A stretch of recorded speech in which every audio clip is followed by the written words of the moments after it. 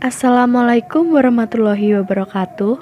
Hai, perkenalkan, saya Berliana Duyanti dari kelas 2 ED3 Teknik Kimia dengan nomor urut 06 dengan NIM 19314100043.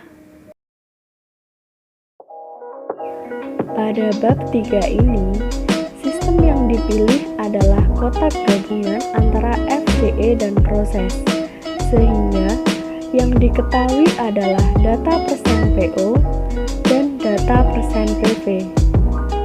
Output dari kotak gabungan FCE dan proses adalah persen PV, sedangkan input dari kotak gabungan FCE dan proses adalah sinyal MV yang dinyatakan sebagai persen PO. Fungsi hantar dinyatakan sebagai GS yang akan terbagi menjadi dua. Yang pertama ada tanpa dead time dengan rumus GS sama dengan KP per tol S plus 1. Yang kedua adalah dengan dead time dengan rumus GS sama dengan KP dikali E pangkat min tol D dikali S per tol S plus 1.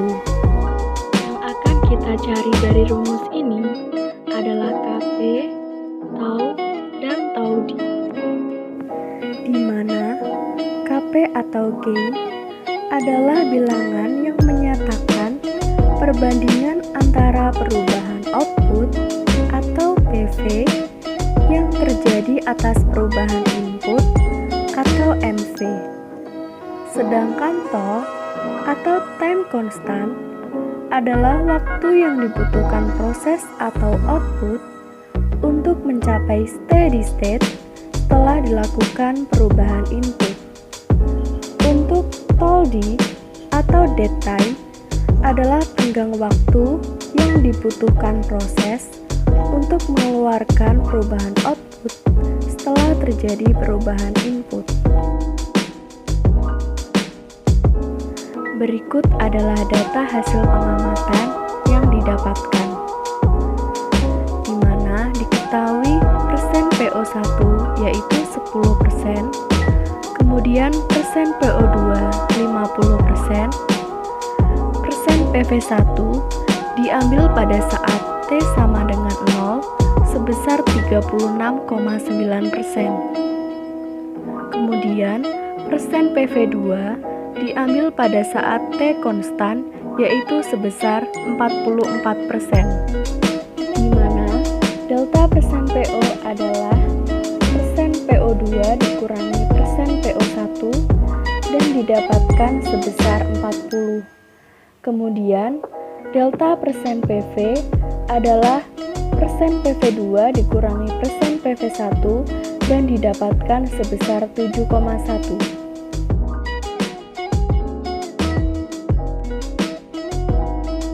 Setelah ini, kita akan membuat grafik persen PV terhadap waktu, di mana yang menjadi sumbu X adalah T dan sumbu Y adalah persen PV.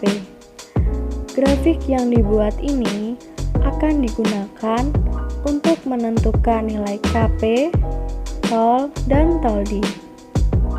Nilai tol didapatkan dari membuat garis singgung sedekat mungkin dari titik belok kurva, sedangkan tol D didapatkan dari kurva dengan melihat garis horizontal sebelum titik belok. Untuk langkah-langkah membuat garis singgung, yang pertama, kita harus buat garis lurus ke arah kiri dengan melanjutkan garis steady state pada persen PV2. Yang kedua, kita tentukan titik belok sebagai permulaan garis singgung. Kemudian, buatlah garis singgung sedekat mungkin dengan kurva reaksi. Yang ketiga, kita buat titik pertemuan antara garis singgung dengan garis persen PV2. Kemudian, kita tarik garis vertikal menuju sumbu X bagian bawah. Yang keempat, garis sepanjang titik belok sampai titik perpotongan sumbu X adalah tol, dan garis sebelum titik belok adalah tol D. Selanjutnya adalah A2. Tentukan nilai KP, tol dan tol D dengan menggunakan metode 1. Pertama, kita harus mencari delta CS terlebih dahulu.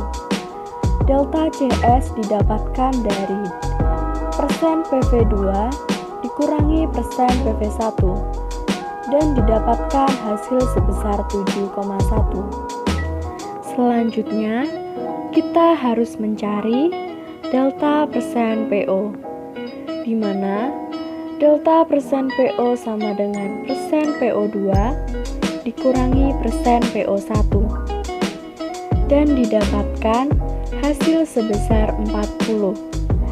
Selanjutnya, kita bisa mencari KP dengan rumus delta CS dibagi delta persen PO dan didapatkan KP sebesar 0,1775.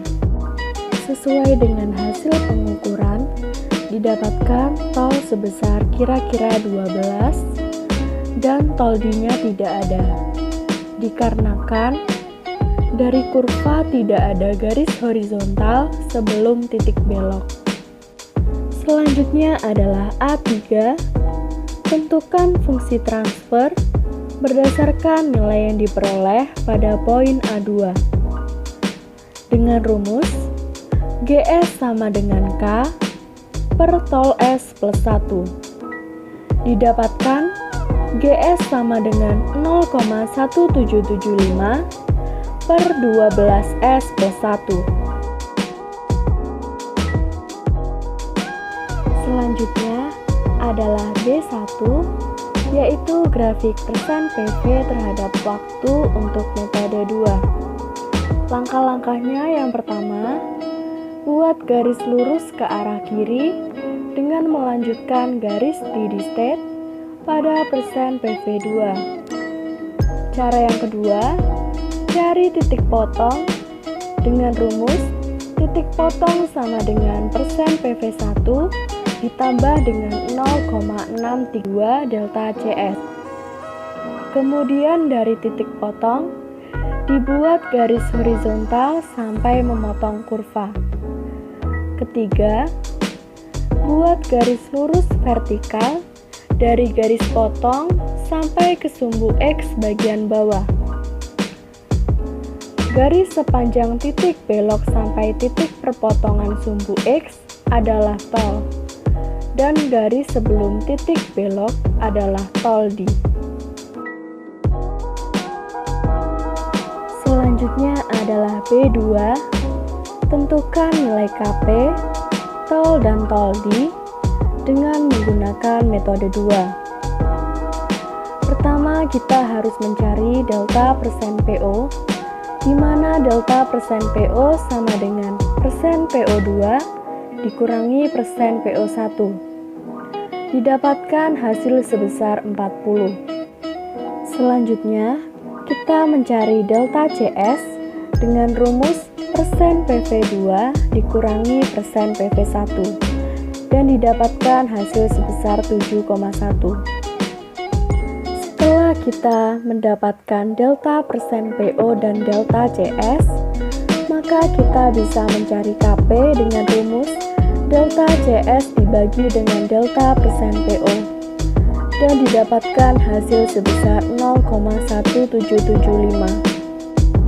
Kita juga bisa mencari titik potong dengan rumus persen PV1 ditambah dengan 0,632 delta CS dan didapatkan hasil sebesar 41,3872. Sesuai hasil pengukuran, didapatkan tol kira-kira sebesar 7 dan tol D-nya tidak ada dikarenakan tidak ada garis horizontal sebelum titik belok. Selanjutnya adalah B3. Tentukan fungsi transfer berdasarkan nilai yang diperoleh pada poin B2. GS sama dengan K per tol S plus 1. Didapatkan GS sebesar 0,1775 per 7S plus 1.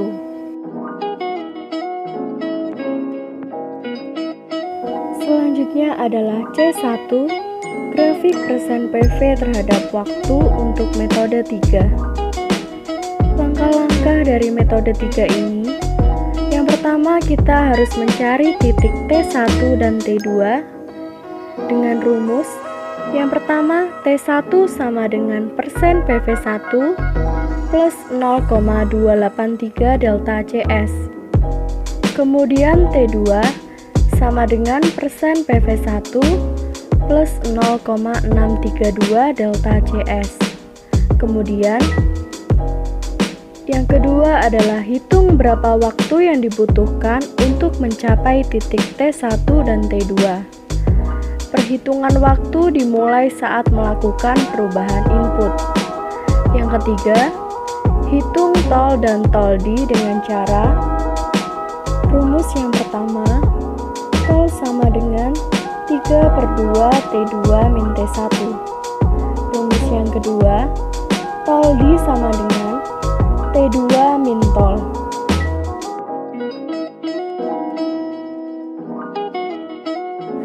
Selanjutnya adalah C2, tentukan nilai Kp, tau, dan tau D dengan menggunakan metode 3.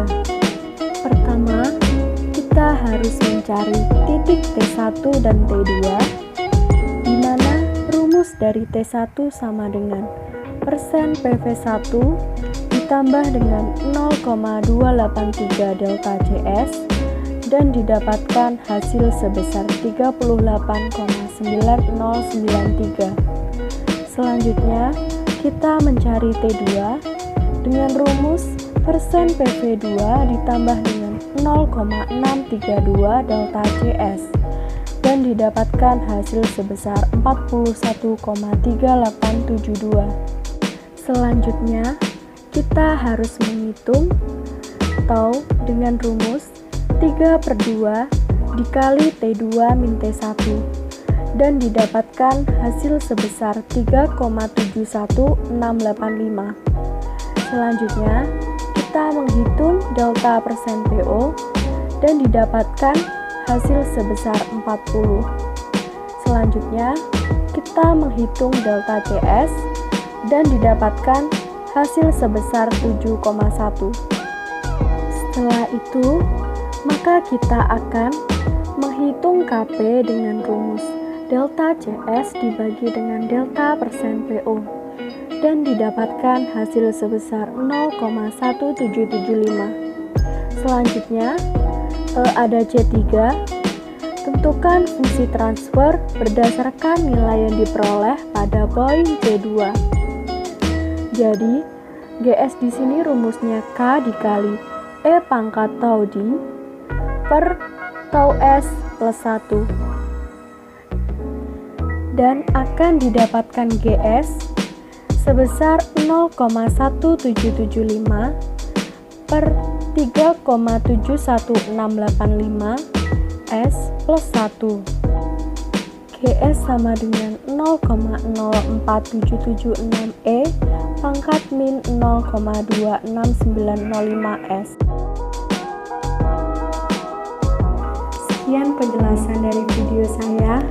Terima kasih dan wassalamualaikum warahmatullahi wabarakatuh.